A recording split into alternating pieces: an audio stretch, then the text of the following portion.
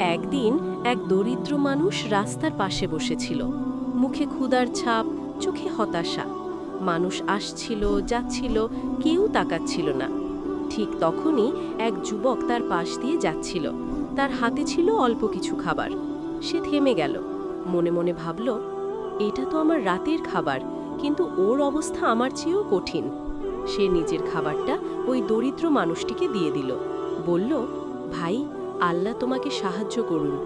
দরিদ্র লোকটি চোখ ভেজা কণ্ঠে বলল, আল্লাহ তোমার জীবনে কখনো অভাব রাখবেন না। সময় চলে গেল।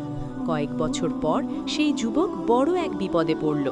ব্যবসা নষ্ট, ঋণে ডুবে গেল, আশার আলো নিভে আসছিল। একদিন এক অচেনা লোক এসে তার হাতে একটি থলে ধরিয়ে দিল। ভেতরে ছিল টাকা আর একটি ছোট্ট কাগজ। সেখানে লেখা, যেদিন তুমি ক্ষুধার্তকে খাওয়িয়েছিলে, সেদিন আল্লাহ তোমার জন্য এই দিনের ব্যবস্থা করে রেখেছিলেন। যুবকের চোখ বেয়ে পানি গড়িয়ে পড়ল। রাসূল সাল্লাল্লাহু আলাইহি ওয়াসাল্লাম বলেছেন, বান্দা যতক্ষণ তার ভাইয়ের উপকারে থাকে, আল্লাহ ততক্ষণ তার সাহায্যে থাকেন। সহিহ মুসলিম। শিক্ষা: আল্লাহর পথে দেওয়া কখনো নষ্ট হয় না। এক ফোঁটা বয়া একদিন পাহাড় সম রহমত হয়ে ফিরে আসে।